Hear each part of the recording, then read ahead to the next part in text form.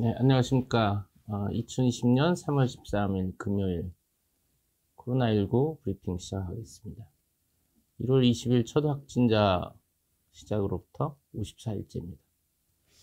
세계적으로 지금 어제 팬데믹을 WHO에서 선언했을 정도로 지금 아시아 다음으로 유럽 대륙이 이탈리아를 중심으로 프랑스, 스페인, 독일 계속 환자가 늘고 있습니다. 미국도 지금 비상사태를 선포한 주가 여러 있고요. 그럴 정도로 지금 코로나19의 세계적인 확산세가 심상치 않습니다. 12만 명 이상의 확진자, 4,600여 명의 사망자를 기록하고 있습니다. 특히 이제 이탈리아가 이제 중국 다음으로 이제 지금 많은 사망자, 환자가 생기고 있는데요. 이제 북부 롬바르디 주를 중심으로 밀라노 중심으로 이제 처음에 확산이 됐는데 지금 이탈리아 총리가 이제 다급한 상황에서 이탈리아 전역 이동 제한을 실시했습니다. 이탈리아의 이제 사망률도 5 내지 6% 상승 추세인데 이거에 대해서 많은 의문을 갖고 있습니다. G7이라고 하는 선진국의 하나인 우리나라보다도 더 사실 선진국으로 인정받는 이탈리아인데 왜 이렇게 사망자가 속출하고 있는지 지금 이탈리아의 이제 뉴스들을 종합해 보면 첫째는 이탈리아 정부가 이 북부 롬바르디 밀라노 근처에 유행을 초기에 감지를 못한 것 같습니다. 첫 환자가 2월 20일 날 확진이 됐는데요. 그러니까 우리나라 1월 20일보다 한 달 정도 확진자는 늦었지만 그 이전에 이미 환자들이 늘고 있었고 밀라노 인근의 이제 한 도시의 병원에 폐렴 환자들이 원인 불명으로 많이 늘었는데 의료진도 감염이 되고 이제 당시에는 그냥 독감 계절이니까 독감으로 인한 폐렴으로만 생각했는데 사실 알고 봤더니 그것이 코로나19가 병원 내 감염으로 의료진도 다수 감염되는 그런 상황이 이미 벌어졌는데도 이걸 감지를 못하고 심각하게 벌어진 상황에서 감지를 했다는 게 좀 하나가 이유가 되겠고, 두 번째는 환자들이 이제 고령자나 이 기저질환 환자 위주로 중증으로 진행되다 보니까 이미 이 검사를 시작할 때는 이제 중증 환자 위주로 검사 그 키트의 물량도 제한이 있다 보니까 중증 환자 위주로 검사를 하다 보니까 경증 환자가 이제 진단이 안 되죠. 그러니까 사망률이 올라가는 측면도 있고 또 하나는 이탈리아도 한국과 함께 고령화가 많이 진행된 사회입니다. 지금 65세 이상 인구가 전체 6천만 인구의 23%를 차지할 정도로 고령자가 많고 고령자에서는 특히 기저질환, 당뇨, 고혈압, 여러 가지 신장질환이 많다 보니까 더 사망자가 많이 나올 수밖에 없는 상황이고 또 하나는 이제 이탈리아 사람들의 인사 문화라고 합니다.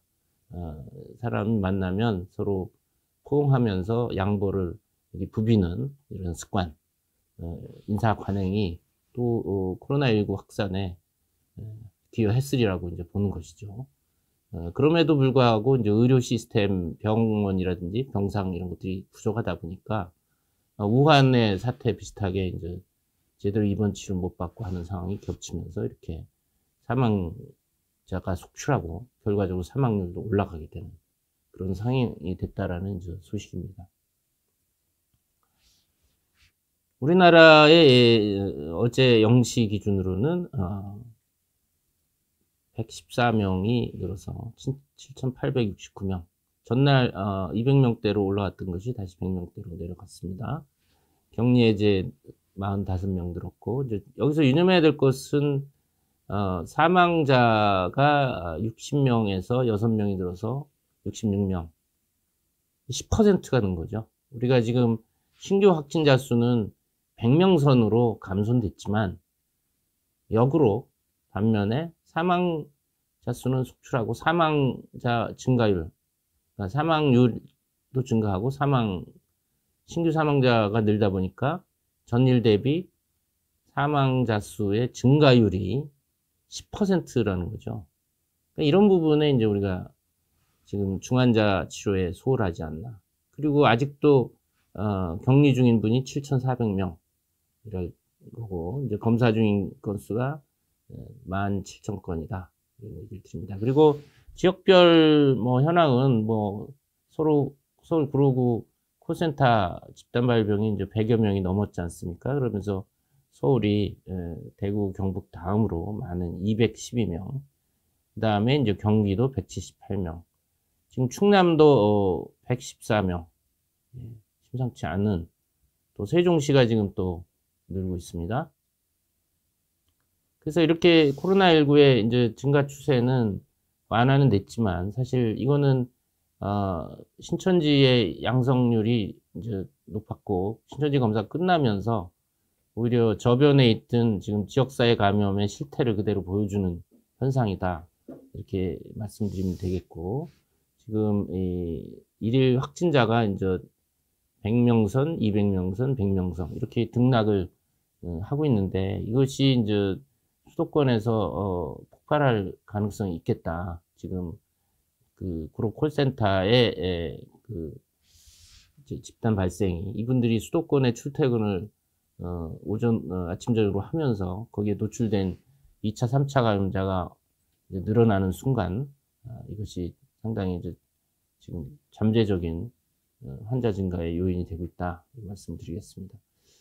지금 뭐 여전히 75%는 대구, 그 15%는 경북, 이제 확진 환자 지역 비율에서 이제 대구, 경북이 90%이고 나머지가 10%인데, 뭐 이제는 점차 대구, 경북의 이제 확산세는 지금 꺾인 것 같고, 이제 앞으로 방역을 더 철저히 하면 그대로 이제 줄어들 상황을 예상을 하는데, 여기도 이제 경각심을 놓치면 안 되겠죠. 그래서 앞으로 이 확진 환자 지역 비율에서 대구, 경북이 줄고 여타 지역의 환자 비율이 늘 것으로 예상이 됩니다. 계속 정부가 이제 신천지 관련 비율인데, 역시 신천지 관련 비율도 줄겠죠. 뭐 64%였는데 지금 60.5%로 이제 감소가 됐고요. 집단 발생이 여전히 80%, 산발적 발생은 한 20%를 점하고 있다. 그런 것을 우리가 앞으로 관찰하시면 될 것 같습니다. 그리고 시도별 발생 동향이고, 어쨌든 지금 관건은 대구, 경북 전선에서 수도권 전선으로 지금 관심이 집중되고 있다, 그런 말씀을 드리겠습니다. 지역별 확진 현황을 보면 뭐 계속 병원과 종교 관련, 또 콜센터, 또 스포츠센터, 뭐 PC방, 노래방, 뭐 앞으로 뭐 어떤 우리가 밀폐된 공간에 다수가 모여서 하는 집회, 모임, 어디서 유행을 한다 하더라도 이제 놀라지 않을 상황이죠. 그래서 지금 이제 특별히 어제 구로 콜센터 관련해서는 뭐 100여 명이 늘었고, 또 서울에 지금 동대문구의 모 교회 수련회에서 전도사 확진이 되면서 6명 정도가 지금 확진이 됐습니다. 동대문구에. 뭐 아직 역학적 경우에 규명이 안 됐기 때문에 이것도 지역사회 감염이 꽤 돼 있다는 얘기고, 또 추가적인 검사를 통해서 또 확진자가 나올 것 같습니다. 뭐 워낙 여기저기 이제 지금 산발적인 내지 소규모 환자들이 있는데, 그것이 일일이 이제 지금 자세히 이제 역학조사 결과가 나오진 않는데, 또 하나 유념할 것이 지금 세종시의 이 해양수산부와 비롯한 여러 부처 직원들이 확진자가 나왔습니다. 지금 세종청사에 총 22명인데, 사실 우리나라 이 행정의 총 본부가 이 확진자들이 계속 나온다는 것은 물론 그 구조가, 거기는 여러 부처가 이렇게 둥그렇게 용의 형상으로 둥그렇게 연결돼서 어떤 밀폐된 공간에 이제 다수가 근무하는, 어떻게 보면 코로나19에 이제 확산하기 좋은 여건을 갖고 있죠. 이제 그런 측면에서 정부 보건당국이 더 철저하게 방역을 해야 되겠다. 어떻게 보면 국민들한테 사회적 거리두기를 권고하면서 실제 정부 부처에서는 사회적 거리두기가 안 되고 있다는 그런 얘기이기 때문에, 그런 측면에서 좀 솔선수범해야 되는 상황인 겁니다. 어쨌든 강력하게 추가적인 유행 확산 조치를 지금 하고는 있는데 우리가 좀 관찰을 해야 될 것 같습니다.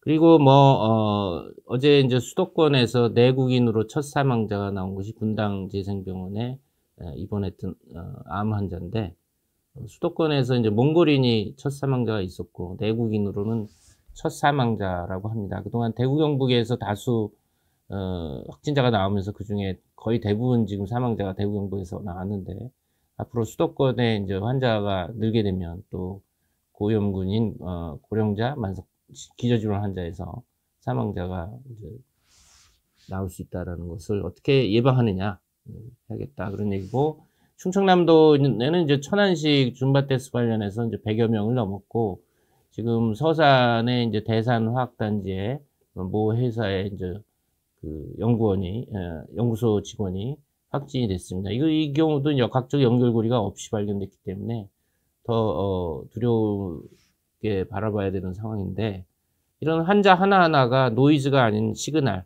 우리가 그 신천지 그 대규모 환자 발생도 31번째 환자를 진단하면서 우리가 알게 됐던 것이고, 지금 구로 콜센터도 노원구에 한 환자가 확진이 됐는데 따라가 보니까 이제 콜센터에서 그렇게 집단 발생이 있었던 거죠. 그렇기 때문에 여러 가지 환자 하나하나 이제 발생을, 이것이 단순한 환자인지 아니면 집단 발생의 하나의 그 실마리인지를 명확히 밝혀야 되고 판단해야 되고, 이게 빨리 발견해서 빨리 조치할수록 피해 감염자 수 확산을 조기에 차단하는 거거든요.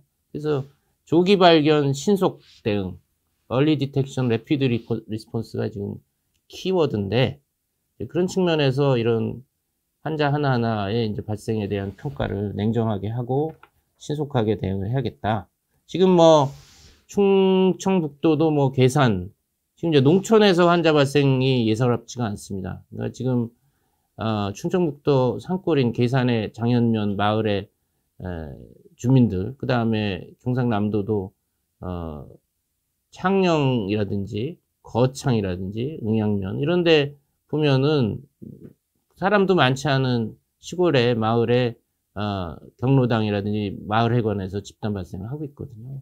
이 얘기는 우리가 독감도 서울이나 대도시에서 시작해서 그 다음에 지방의 중소도시, 나중에 이제 농촌, 산골까지 이렇게 퍼지거든요. 그러니까 지금 이 코로나19가 이 충청북도 괴산의 산골, 경남의 이제 거창의 이 농촌, 그 다음에 경북 봉화의 그 푸른 요양원, 아주 산골이거든요. 예, 춘향이라는 곳이. 그러니까 이 얘기는 그만큼 이 코로나19가 전국적으로 많이 확산 추세에 있다라는 것을 단적으로 보여주는 겁니다. 대도시에서는 우리가 사람도 많고 밀접 접촉도 많고 이동도 많으니까 발견될 수 있다고 하지만, 이 농촌에서 집단 발생, 마을회관 이런 데서 발생한다는 것은 그만큼 이 코로나19의 전염력이 높고 은밀하다. 그리고 우리나라의 각지 곳곳에 지금 스며들고 있다. 이런 의미를 주고 있다고 할 수 있습니다. 지금 대구 경북의 신규 확진자, 지금 가 이제 더 우리가 관심 사항이고, 지금 대구 경북 제외한 신규 누적 확진자가 거의 850명, 그러니까 이제 좀 1000명을 넘게 되는 거죠. 1000명에 다가가게 되는 거죠. 그런 의미에서 우리가 그동안 신천지 대구 경북에만 거의 올인하다시피 신경 썼는데, 사실은 그 이해 저역에서 지금 이런 씨앗이, 어떤 불씨가 커지고 있었다는 것을 우리가 간과하고 있었던 건 아닌가. 그런 측면에서 좀 철저한 그런 경각심, 또 상황 판단, 거기에 따른 대응, 그런 것들이 필요하다는 거죠. 서울 지역의 신규 누적 확진자, 지금 보면 누적 확진자가 212명이죠. 경기 지역 178명이기 때문에 이제 200명에 다가가고 있고, 지금 사망률이나 이 치사율이 이제 늘고 있습니다. 지금 남녀비는 여전히 여성이 62%, 남성이 38%, 요소는 거의 변동 없이 그냥 가는 것 같습니다. 지금 반면에 이제 지금 20대에서 28.7% 거의 이제 30% 가까이 계속 20대에서 많다는 거는 20대에서 뭔가 이 코로나19에 대한 예방이나 관리 그런 것들이 안 되고 있다는 얘기죠. 그만큼 사회적 거리두기라든지 뭐 여러 가지 그 느슨한 인식과 함께 다중이 많이 모이는데 20대들이 아직도 출입을 하면서 걸리고 또 확산하는 그 주 요인이 되고 있는 것이다. 그런 얘기고요. 제가 이제 오늘 보고자 하는 것은 연령군별 사망자 수, 그다음에 사망률. 여기 이제 파란 막대는 사망자 수입니다. 그 오렌지색 그 실선은 사망률인데 지금 앞서도 서두에 얘기했지만 사망자 수가 그 매일 느는 비율이 늘고 있습니다. 그러니까 60명에서 6명이 늘었으니까 66명. 10%가 증가된 거죠. 하루 사이에 사망률의 증가 속도가 10%다. 그리고 치명률이 전체적으로 뭐 그 0.5% 정도로 해서 낮다고 그 낙관을 했었는데 지금 0.84%까지 올라갔어요. 제가 또 말씀드린 것처럼 그 시점에서 치명률을 정확하게 우리가 측정할 수 없다. 사망자는 2, 3주가 지나야지 알 수 있다. 그러다 보니까 전체 치명률도 0.84%로 올라갔고 지금 연령별 치명률도 60대 1.44, 또 70대 4.35, 80대 7.2%까지 올라갔습니다. 계속 지금 고령자에서 사망률이 또 계속 올라가고 있습니다. 그래서 항상 현 시점에서 낙관론을 피는 것이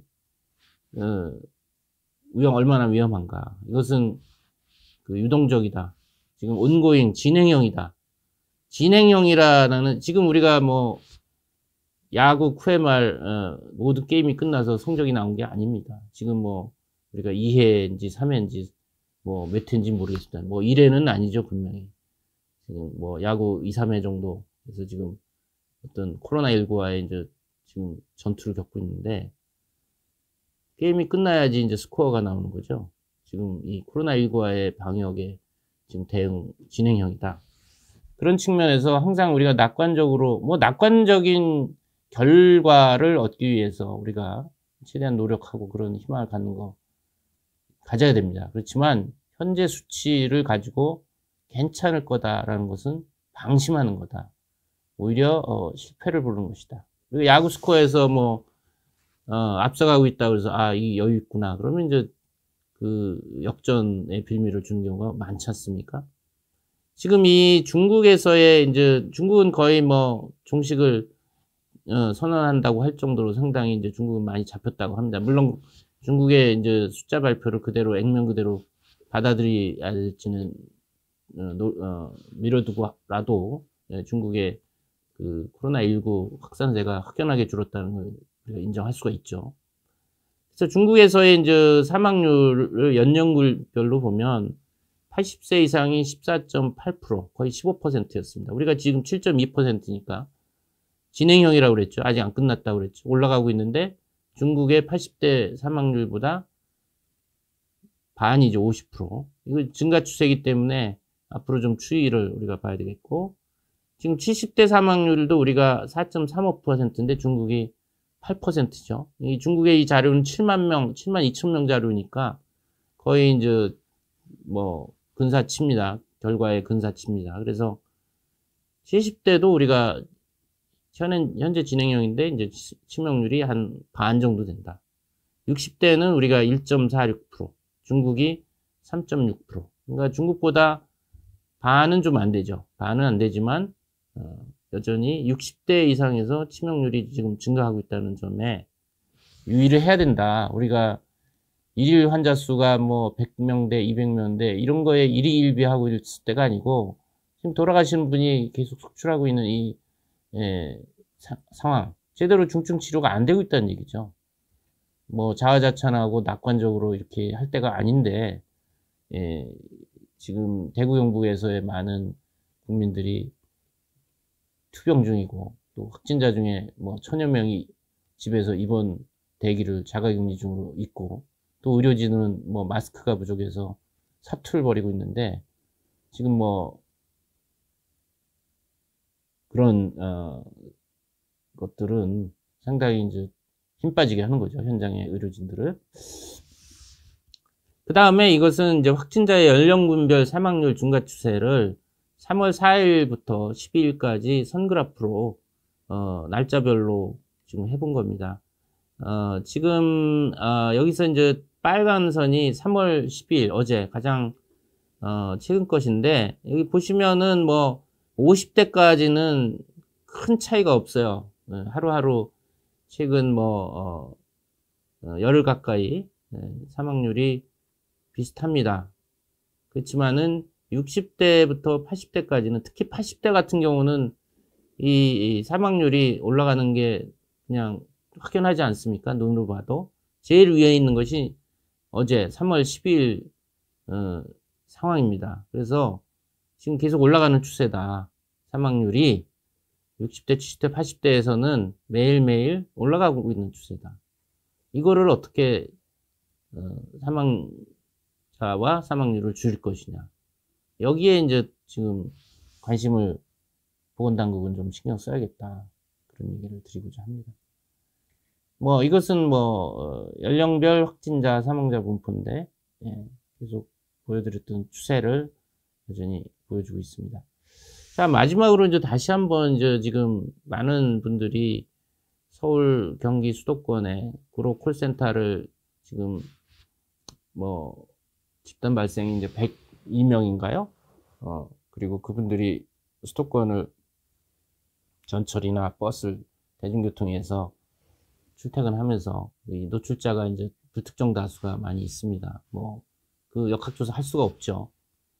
단지 우리는 기다리는 거죠. 숨을 죽이고 과연 이 콜센터발 추가적인 환자의 이 폭증이 있을 것인가 없을 것인가, 여기저기서 지금 환자가 생기고, 이것이 시그널인지 노인지를 이제 봐야 되는 것이고, 그럼 어떤 대비를 할 거냐. 예전에 뭐 제가 진작에 이제 뭐 말씀드린 바가 있지만, 수도권에서 코로나19 환자가 폭증을 하면 이 확진자들이 지금 시스템에서는 안심병원이나 선별진료소 가서 지금 응급실이나 외래 병동 이런 데 노출이 되면, 저희가 몇 군데 봤지 않습니까? 백병원, 재생병원, 분당 서울대병원, 또 다른 이제 일산의 백병원, 이런 데 보면은 기존의 의료 시스템에 영향을 끼친다는 거죠. 악영향. 그래서 병원 폐쇄가면 필수 기능 중단이 되고, 환자 중에 2차 감염으로 사망자 생기고, 분당재생병원이죠. 그 다음에 분당재생병원에 이제 사망자가 한 분이 또 추가됐습니다. 안타깝게 이제 2분이 돌아가셨는데, 이 병원 감염이란 문제는 그것이 뭐 단순히 환자가 생겼다의 의미가 아니라, 병원 감염으로 그 병원의 고위험군 만성병 암 환자가 감염돼서 환자가 되고 사망자가 된다라는 측면, 또는 노출된 의료진이 진료를 못해서 격리 상태에 있어야 된다. 그럼 그 의료진이 보는 환자들 진료가 안 되겠죠. 그리고 그 병원을 폐쇄함으로 해서 그 병원에 다니든 보통의 이제 만성병 환자나 수술해야 될 환자, 뭐 항암 치료를 받아야 할 환자, 이게 급하게 해야 되는데 그로 인해 수술을 못 받는다. 그러면 일파만파가 되는 거죠. 이런 부수적 피해. 지금 대구 영북이 단적으로 이 의료 시스템이 붕괴가 있었지 않습니까? 그러니까 대구 영북 지역의 병원이나 의료 그 능력치를 넘어간 환자가 폭증하다 보니까 생활치료센터를 이렇게 연계했는데도 1100명이 확진자가 자가격리로 대기 중인 거. 그 다음에 대구 영북 지역의 기존에 치료를 받아야 될 분들이 코로나19 상황으로 병상이 많이 할애되다 보니까 이분들이 이제 부산이나 수도권으로 진료받으러 오는 원정 진료를 해야 되는, 어떻게 보면 난민 진료죠. 그런 상황들이 이 대구경 지역에서 이미 우리가 익히 지금 보고 있는 거죠. 코로나19 환자의 폭증이 기존에 우리 건강보험에서 운영하고 있는 국민들의 기본적인 의료 전달 체계의 붕괴를 초래한다. 이것이 콜라테럴 데미지, 부수적 피해다.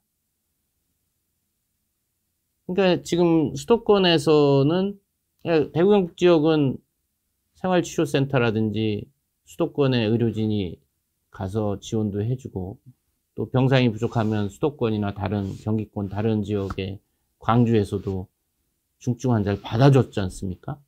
근데 이제 수도권에서 환자가 폭증하면 수도권에 있는 의료 시스템이 붕괴된다 그러면 이분들을 어디서 받아주냐 말이죠. 여기서 진료를 받던 분이 어디로 가냐 말이죠. 광주나 부산으로 가야 되는 그런 상황인가요? 그렇기 때문에 지금 우리가 의원, 병원, 종합병원, 상급종합 의료 전달 체계, 기존의 국민 건강을 책임질 의료 전달 체계가 인텍트, 손상받지 않는 채로 유지하면서도 코로나19 진료 전달 체계와 서로 동선이 겹치지 않게 해서 준비를 해야 된다, 빠르게. 지금 기존의 의료 전달 체계가 문제가 되면 우리가 지금 몇몇 종합병원들이 문을 일부 폐쇄하고 그러면서 근만성 질환, 수술, 중증 진료 기능에 지장을 일으켜서 이 중에 또 뜻하지 않은 위해가 가해질 수가 있거든요. 어떻게 보면 코로나19는 경증이고 가볍게 앓고 지나갈 수 있는 병인데 그로 인해서 진료를 못 받아서 수술을 시기를 놓쳤다. 응급수술 했는데 못해서 출혈로 돌아가신다. 뭐 이런 예들. 이거는 오히려 더 코로나19보다 응급하고 위중한 상황이죠. 그런 기회를 놓치게 되는. 그런 일은 있어서 안 된다.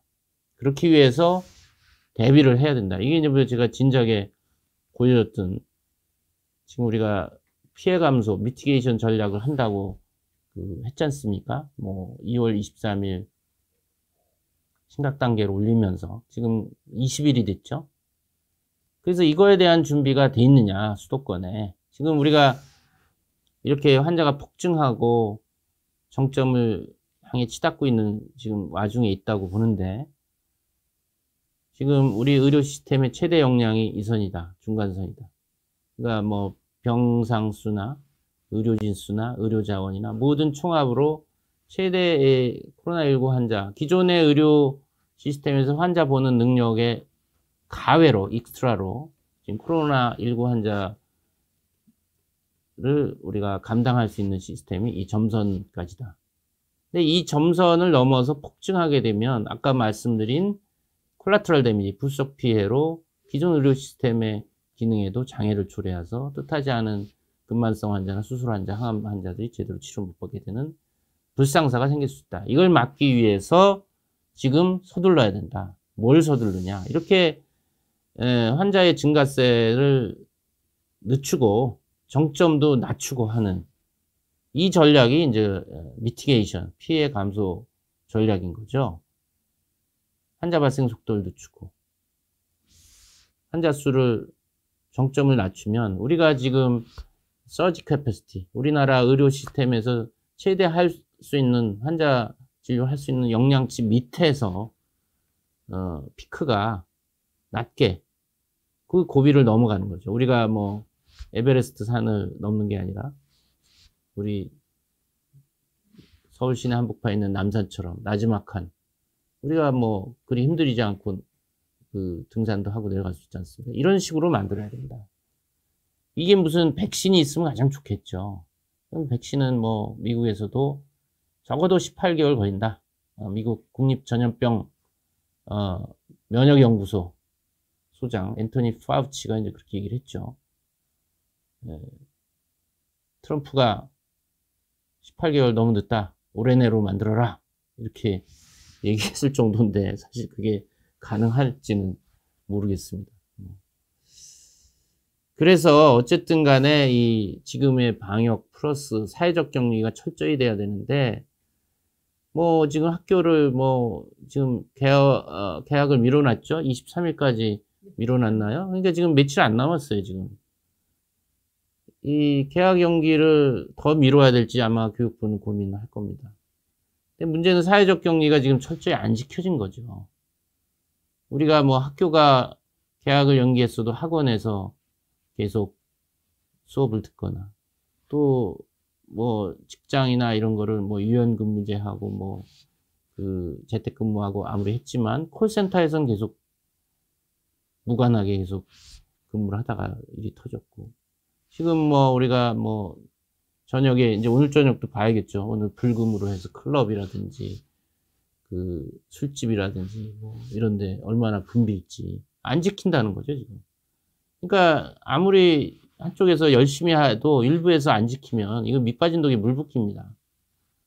다 함께 지켜서 확실하게 이 유행 증가 속도를 늦춰야 되는데 그런 것들이 이제 철저히 안 지켜지다 보니까 이제 지금 환자 발생이 이어지는 것이고 어쨌든 간에 이렇게 이제 급격하게 발생하는 환자 증가세를 낮추고 늦추고 해서 이 우리 의료 역량 범위 내에서 이 고비를 넘겨야 된다. 지금 어느 나라도 지금 예외가 될 수 없는 상황으로 지금 코로나19의 확산세가 빠른데 지금 우리가 이탈리아가 제가 항상 반면교사를 삼자. 중국을 반면교사 삼자. 또 지금은 이제 이탈리아를 반면교사 삼아야죠. 방심이 제일 문제다. 중국에서 뭐 우리가 뭐 중국의 일당 체제에서 할 수 있는 그런 조치들이 뭐 일륜적이지 않고 여러 가지 인권 무시하는 것 다 있다고 하지만 그런 것이 아닌 조치들 중에서 우리 체제에서 할 수 있는 거는 최대한 해야 되는데 과연 그런 것들이 잘 되고 있는지는 좀 의문인 것 같습니다. 어쨌든 간에 다시 한번 오늘 이 지금 국면에서 수도권의 대량 환자 발생으로 인한 기존의 의료 시스템의 붕괴, 콜라테럴댐을 막기 위해서 우리가 지금 노력을 해야 되는데 지금 항상 기회의 창이 좁아졌다. 어떻게 보면 실기했다고도 지금 생각이 될 정도인데 물론 뭐 그렇다고 포기할 수는 없죠. 지금 늦었다고 생각했을 때가 어떻게 보면 뭐 기회가 될 수도 있는데 지금이라도 좀 심각성을 인지해서 준비 또 거기에 맞는 대응을 했으면 좋겠습니다. 이상 이것이 그래서 이제 코로나19 의료 전달 체계 분리 수립안을 그 전에 말씀드렸던 것이죠. 기존의 왼쪽에 국민건강의료보험체계 1차 의원, 2차 병원 종합병원, 3차 상급종합병원 이렇게 돼 있는데 지금은 병원에 이제 안심병원이 있다 보니까 이게 동선이 겹치게 됩니다. 그러니까 이제 병원에 코로나19 환자가 들어가게 되고 지금 자꾸 폐쇄 현상들이 있는 거죠. 그렇게 하지 말고 오른쪽에 코로나19 의료 전달 체계는 1차는 지역사회의 의원급 중에서 코로나19 진료 거점 위원을 선정을 해서 여기서 1차 진료를 하는 거죠. 환자를 중증도를 진단을 하고 중증도에 따라서 경증은 뭐 생활치료센터로 가게 하고 중증이나 뭐 아주 위급한 분들은 3차 국립중앙의료원, 국립대학병원, 국가지역 음악유지병상 또는 상급종합병원 중에 음악병상 있는 대로 여기 중증 환자를 보내주는 거고 중등증 환자는 도립의료원이나 시립병원에 보내고 경증 환자는 제가 이제 임시병원을 생활치료센터는 사실 진료 기능이 없습니다. 관리하는 거죠. 그러니까 위험한 부분도 있고 그래서 체육관이나 이런 데를 병원으로 임시병원으로 개조해서 준비하자. 이것이 이제 제가 처음부터도 얘기 드렸던 것이고 지금 수도권에서도 여전히 준비해야 되는 유효한 방안이라고 저는 제안을 합니다. 이상 이제 브리핑을 마쳤고요. 질문 있으면 좀 받도록 하겠습니다. 네, 그 구로 콜센터 확진자의 경우 환기구를 통해서 다른 층으로 번졌을 가능성이 있다 이런 얘기도 있는데요. 만약에 에어로졸 감염이 가능했다면 이거를 막기 위해서 어떻게 좀 대책을 해야 될지 의견 주시면. 지금 어제 제가 들은 걸로는 이제 구로 콜센터 11층에서 100명의 환자가 나왔고 9층에 한 명이 있고 이제 10층에 한 명인데 이제 7, 8, 9층하고 11층은 같은 콜센터 회사라고 합니다. 그러니까 11층에서 다수가 나왔는데 이제 9층에 있는 분하고는 같은 회사 보니까 어떻게 접촉을 했겠죠. 근데 이제 의아한 것은 이제 10층에 한 환자인데 다른 회사하고 인천에서 온 분인데 이분이 이제 10층에 한 환자가 좀 의아하죠. 근데 현재까지는 나타난 현상으로는 환기구를 통한 그 층간 전파가 있었다면 지금 11층에 뭐 100명 있고 이제 다른 층에도 위아래 많은 환자가 생겼어야겠죠. 지금 결과만 봐도 이 환기구를 통한 전파는 없었지 않나. 물론 그 역학조사 팀들이 주로 그 코리아 빌딩이라고 그러죠. 어떻게 또 코리아 빌딩인데 이름이 그 환기 시스템이 어떠했는지를 조사하는 게 가장 급선무고 나타난 결과만으로는 환기구를 통한 층간 전파가 있었다고 보기에는 어렵다. 그러면 뭐 10층의 한 환자는 어떻게 감염됐느냐? 10층의 환자와 지금 11층 그 콜센터와는 지금 회사도 다르고 직접 접촉할 기회는 없었다고 하는데 그것도 역학조사에서 만약 접촉을 했다면 직접 접촉에 의해서 감염됐을 가능성도 있고 그게 아니다면 엘리베이터 공간에서 이제 11층 환자가 이제 기침 재채기를 하면서 직접 만났거나 우연찮게 아니면 직접 보지는 않았지만 엘리베이터 버튼이나 손잡이에 바이러스가 묻어 있는 상태에서 10층 환자가 시차를 두고 그걸 접촉을 했다. 간접 접촉으로 감염됐을 가능성이 있겠다라는 생각을 하고요. 지금 11층 위에 그 13층부터 위에 이제 주상복구 19층까지는 그 아파트지 않습니까? 그 주민에서는 환자가 안 나왔어요. 그러니까 뭐 그쪽의 구조나 이 동선을 봐야 되겠지만 만약 엘리베이터가 대개 이제 우리가 주상복합하면 그 주거자들 아파트 주민들의 엘리베이터는 따로 돼 있지 않습니까? 이 업무 빌딩하고 그래서 아마 그런 거에 대한 얘기는 지금 안 나오는데 아파트 주민이 사용하는 엘리베이터와 지금 이 콜센터 직원이 사용하는 엘리베이터가 분리되어 있었던 게 아닌가. 그러니까 아파트 주민에서는 확진자가 지금 안 나온 상황인 거죠. 그리고 아직 어떻게 될지 모르겠지만 계약을 언젠가는 해야 될 텐데요. 만약에 이렇게 계약이 되는 아이들이 모여 있으니까 이런 데서 집단 감염 차단을 위해서는 어떤 걸 좀 유의해야 될지 좀 부탁드립니다. 글쎄 지금 뭐 계약이 연기됐는데 이걸 더 연기를 해야 될지 또 연기를 못하면 열게 되면 어떻게 해야 될지 이런 고민인데 제가 뭐 교육부에서 이제 고민을 많이 하겠지만 자꾸 이제 그 의견을 물어봅니다. 그래서 사실은 뭐 3월 첫째 주, 둘째 주를 전국적으로 완벽하게 이 사회적 거리두기를 해서 확산세를 팍 꺾고 중국처럼 정점을 지나서 내려가면서 중국처럼 거의 감소세로 해서 이제 일단은 우리나라가 청정지역 되는 그런 거를 기대를 했는데 지금 2주 동안 좀 미적지근하게 지금 사회적 거리두기가 되니까 그렇게 안 되고 지금 꾸준히 수도권에서 늘고 있지 않습니까? 이제 그런 측면에서 뭐 교육적인 관점은 제가 차치하고 제가 전문가 아니니까요. 보건이나 이 의료 감염병 측면에서 이제 물어본다면 역시 개학 연기를 더 해야 되겠죠. 온라인 강의를 하든지 여러 가지 부작용이 있죠. 우리가 그 교육은 끊어져서는 안 되는 것이고 또 개학 연기하면 집에서 주부들이 애들 또 건사해야 되고 이 직장 다니는 그 워킹맘의 경우는 상당히 그 곤혹스럽죠. 그래서 그런 문제들이 있기 때문에 이제 2주간을 확실히 하고 아예 좀 확산세를 줄이고 정상적으로 학교를 열어서 교육이 이어지던 그런 거를 이제 제가 얘기를 했던 것인데 지금에 와서 뭐 이 수도권의 이 문제는 뭐 지방은 뭐 그 지역의 이제 발생 상황에 따라 판단하겠지만 수도권의 경우는 학교 개학 연기를 여전히 더 연기를 해야 되고 제가 보기에는 어차피 학교는 교실이란 공간에 아이들이 많고 그 안에서 하루 종일 서로 접촉이 있고 애들 보고 1m 이상 떨어져 앉으라고 가만히 있으라고 그러면 과연 뭐 몇 초라도 참을 수 있겠습니까? 어떻게 보면은 이제 코로나19가 확산될 가능성이 있는 그런 상황이죠. 뭐 중국은 뭐 학교에서 물론 중국 자료나 중국의 이제 내용을 지금 뭐 잘 알 수가 없으니까 판단을 할 수는 없지만 우리는 우리나라의 이제 특수성이 있기 때문에 판단을 해야 될 것이고 뭐 저보고 그냥 어떤 의견입니까? 그러면 지금 상황 봐서는 수도권에 개학 연기를 더 해야 된다. 아니면 뭐 아예 이번 학기에 개학을 뭐 그냥 개학을 하되 온라인 강의로 다 모든 걸 지금 바꿔야 된다.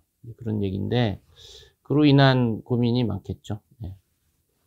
콜센터가 아닌 일반 직장에서도 마스크를 쓰고 근무하는 것이 좋을지. 지금 어제 그런 고위험 집단 시설에 대한 지침이 나왔잖아요. 질병관리본부가 열나고 호흡기 증상 있는 출근하지 않도록 한다. 또 출근하면 또 열이나 체온을 잰다. 2번. 그리고 1m 이상 뭐 떨어진다. 여러 가지 그 안이 있기 때문에 일단 그거를 지켜주시는 것이 좋을 것 같고, 뭐 실내 환기도 종종 열어서 공기 정화도 해주고, 만약 거기에 환자가 없고 확진자 접촉한 직원이 없고 또 증상 없고 그 직원 중에 뭐 예를 그 2주 이내에 확진자 접촉력이 있다면 그런 사람들 일단 배제해야 되겠죠. 잠복기 있으니까. 그런 것들을 좀 철저히 하면 굳이 이 마스크를 실내에서 물론 1m 이상 좀 간격 두고 뭐 식사할 때나 뭐 이렇게 대화할 때도 거리 두기를 하면서 1, 2m 거리 두기 하면서 얘기는 해야 되겠죠. 지금 뭐 마스크가 풍기하기 때문에 절약해서 써야 됩니다. 꼭 필요한 경우만 쓴다. 필요하지 않은 경우는 안 쓴다. 이렇게 해서 세이브를 해야지 이걸 뭐 재활용하고 뭐 하고 해서 면 마스크에서 위험한 걸 쓰느니 제가 권고하는 것은 필요 없는 경우, 그러니까 우선은 마스크 착용이 필요한 상황을 만들지 말라. 예. 예를 들어서 65세 이상 고령자, 기저질환 환자들은 사실 마스크가 필요가 없을 수도 있습니다. 왜냐면 마스크가 필요한 상황을 만들면 안 되거든요. 나가질 말아야 되거든요. 나가신다면은 한적한데 공원에 사람 뭐 뜸뜸이 있는 데 가서 바람 쐬고 그런데 마스크 안 쓰고 되죠. 아니면 날씨가 추우면 뭐 면 마스크 쓰고 나가면 되는 거고요. 제가 첫 조언은 마스크가 필요한 상황을 만들지 말라. 근데 마스크 아니더라도 뭐 회사원이나 뭐 사회 필수 요원들은 출근해야 되잖아요. 그럼 지하철이나 이렇게 공공이 많이 모인 데는 출근해야 되는데 마스크가 필요한 상황이잖아요. 그때 마스크 써야 되겠죠. 그런 식으로 지금 마스크를 절약할 수밖에 없습니다. 지금 절약이라는. 그렇기 때문에 그 회사 관리자의 역할이 중요하죠. 지금 병원에 와서 배우시면 돼요. 지금 대학병원들은 철저하게 출입을 통제하고 증상이 있는지 접촉자 중에 확진자가 있는지 뭐 여러 가지 신천지 교도가 있는지 이런 걸 다 물어봅니다. 그리고 체온도 재고 손소독제도 하고. 그러니까 직장에서 누구 관리자를 둬서 아니면 뭐 직장의 그 오너가 강력하게 그 수행해야죠. 야, 설마 우리가 그러겠어? 느슨하게 생기면 틈이 생기면 이제 그런데 환자가 생길 수가 있는 거죠. 네, 그리고 뭐 3월 1주, 2주가 고비라고 했었는데 좀 계속 이어지는 양상인데요. 이런 추세가 3월 말까지도 간다고 봐야 되겠죠, 교수님? 예, 이런 겁니다. 사실은 우리가 뭐 컵에 오렌지 주스가 한 반이 남아있다. 자, 반이 남아있으면 아이고 반밖에 안 남았네. 부족하네 하는 입장도 있고 한쪽에서는 반씩이나 남아있네. 아직 충분하네.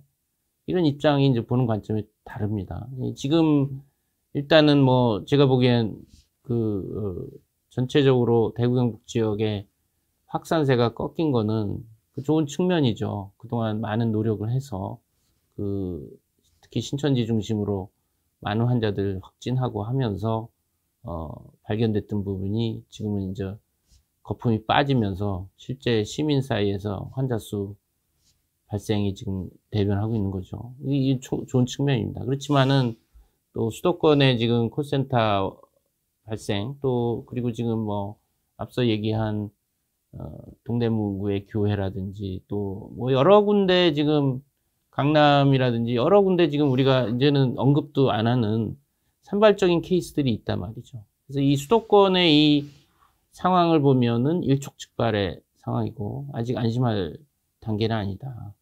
제가 매 순간이 고비라고 했습니다. 그런 측면에서 이런 건 얘기할 수 있죠. 3월 내로 끝나지는 않을 거다, 이것이. 단기적인 아니다. 중장기적으로 봐야 된다. 언제 끝나냐? 우리가 방역이나 정부나 국민이 얼마나 철저히 하느냐에 따라서 일찍 위기를 넘기고 어느 정도 안정적으로 가서 이제 외국에서 들어오는 역유입을 이제 걱정해야 되는. 지금도 역유입을 걱정하기 시작했지 않습니까? 이태리나 이란이나 뭐 지금 뭐 아마 순식간에 유럽은 거의 지금 거의 한 나라죠. 유럽이라는 그 연합은 생겐 조약 때문에 국가 간 이동에 제한이 없지 않습니까?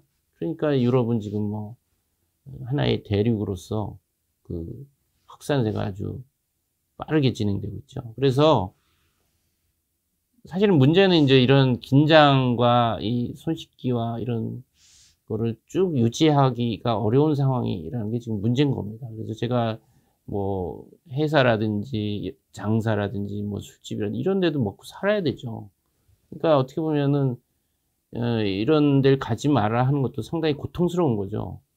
그래서 이제 제가 3월 첫째, 두 번째 주를 확실하게 하고 팍 줄인 다음에 그 다음에 어느 정도 영업이 좀 유지가 돼서 생계도 유지되고 코로나19도 좀 통제를 하는 이런 작전으로 갔어야 되는데 지금 이제 그런 것이 완벽하게 안 되다 보니까 이제 계속 늘어질 가능성이 있겠다. 그러다가 어느 날 수도권에서 환자가 폭증하는 상황이 올 수 있겠다. 지금 1, 2주가 이제 지금 또 이 콜센터와 뭐 또 몇몇 군데 지금 집단 발생이 잠복기 지금 누누이 얘기하지만 증상이 있는데 확진이 안 돼서 돌아다니는 분이 있고 확진이 안 된 코로나 환자가 돌아다니는 분들이 꽤 있을 거고 그분들의 노출된 접촉자들은 또 기하급수적으로 많을 거고 잠복기 사이에 그 얘기는 잠복기가 평균 일주일이라고 보면 앞으로 일주일, 2주일에 이제 수도권의 환자 폭증세가 어떻게 보면 가장 지금 이번에 2019 코로나19 이 한국 유행에 있어서 가장 지금 고비를 맞고 있다. 그런 생각을 하게 됩니다.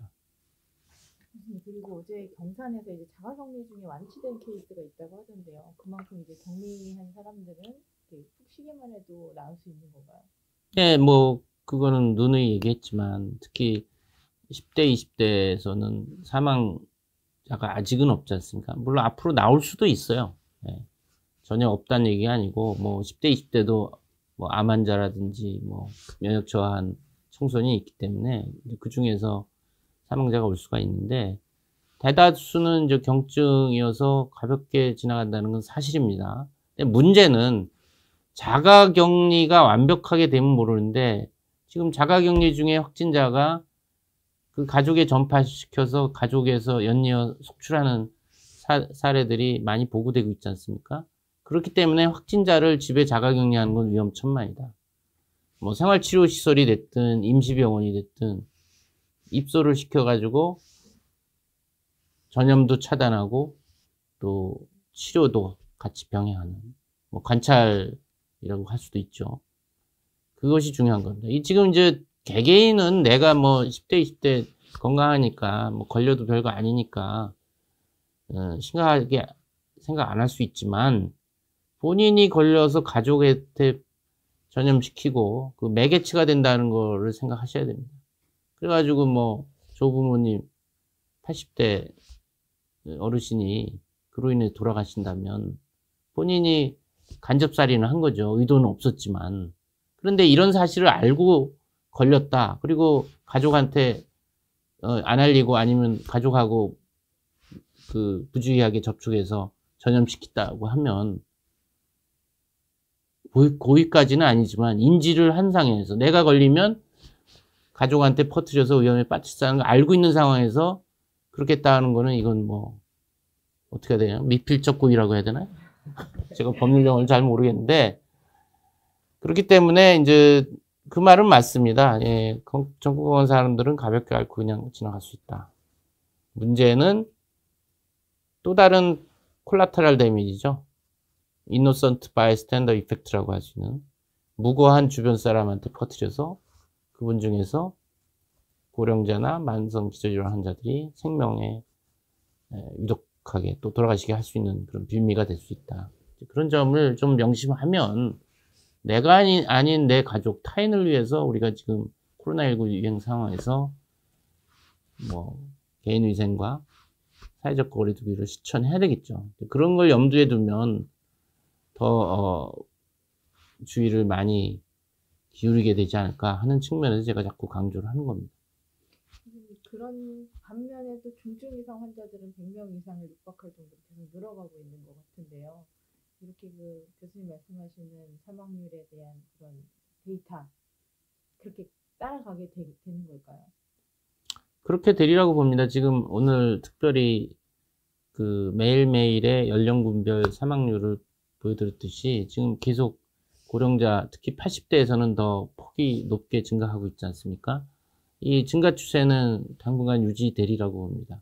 지금 뭐 대구 경북에서 고령자 기저질환 환자들이 중증치료시설에 가서 치료를 못 받고 집에서 대기하거나 아니면 급하게 응급실 가서 돌아가시는 사례들이 계속 있는 걸로 봐서는 지금 보건당국이 투 트랙으로 이제 경증 환자들은 격리해서 치료하고 뭐 생활치료센터도 잘 운영하면 지금 그나마 차선책으로 좋은 지금 기능을 하고 있지 않습니까?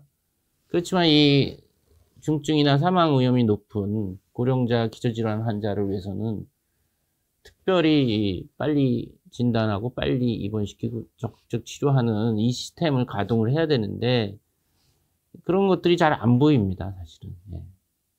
무슨 중증 응급치료센터를 뭐 이틀 전인가 만든다고 얘기를 했는데 그것이 과연 실체가 무엇인지도 잘 모르겠고 지금 제가 또 누누이 얘기했지만 성적표는 환자 수와 사망자 수인데 지금 환자 수 증가 추세가 뭐 100명대, 200명대 줄어서 좋은 측면이 있지만 거기에 넋을 빼고 있을 때가 아니죠. 이 지금 사망률 급증세는 어떻게 할 거냐는 거죠. 우리가 중국이나 뭐 이태리보다 낮으니까 괜찮다. 이거는 진행형이라는 거죠. 지금 야구 9회가 다 끝난 것이 아니라는 거죠. 지금 진행형인데 지금 뭐 그 약한 부분을 집중해서 보완을 해야 되지 않습니까? 우선순위가 여러 가지가 있을 텐데 지금 우선순위의 최상위에 있는 것은 이 중증 환자를 빨리 진단하고 입원시켜서 중증 치료를 해서 줄이는 거다, 사망자 수를. 그렇지 않다면 지금 올라가는 추세는 계속 올라갈 겁니다. 이거 추세를 꺾기 위해서는 빨리 응급 중증 환자 치료를 좀 제대로 해야 된다, 그 얘기죠. 네. 오늘 경청해 주셔서 감사드리고 또 전국에서 그 고통받는 국민 여러분 힘내시고 또 의료진 대구 경북 이제 수도권 뭐 여러 시스템에서 이제 활동하시고 있는 의료진들 힘내시고 또 기자분들도 사실 굉장히 고통스러운 것 같습니다. 지금 이 코로나19라고 하는 어려운 그 바이러스에 대한 이해를 어떻게 하면 쉽게 전달하기 위해서 노력하시는 기자분들도 힘내시고 또 주말은 좀 그래도 릴렉스 해야 되겠죠. 지금 아직도 좀 춥긴 하지만 또 날씨는 반면에 화창한 것 같습니다. 이제 조금 있으면 개나리라든지 뭐 철쭉이라든지 꽃들이 이제 피기 직전인 것 같습니다.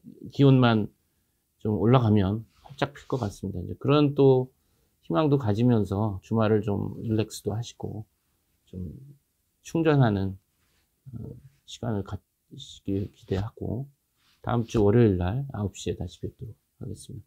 경청해 주셔서 감사합니다.